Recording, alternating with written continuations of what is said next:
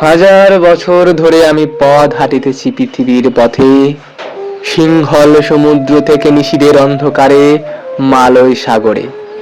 অনেক ঘুরেছি আমি বিম্বিসার অশোকের ধূসর জগতে, সেখানে ছিলাম আমি আরো দূর অন্ধকারে বিদর্ভ নগরে।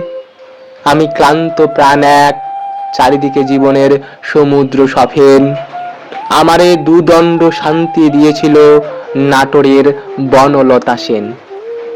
চুল তার কবেকার অন্ধকার বিদিশার নিশা, মুখ তার শ্রাবন্তীর কারুকার্য, অতি দূর সমুদ্রের পর।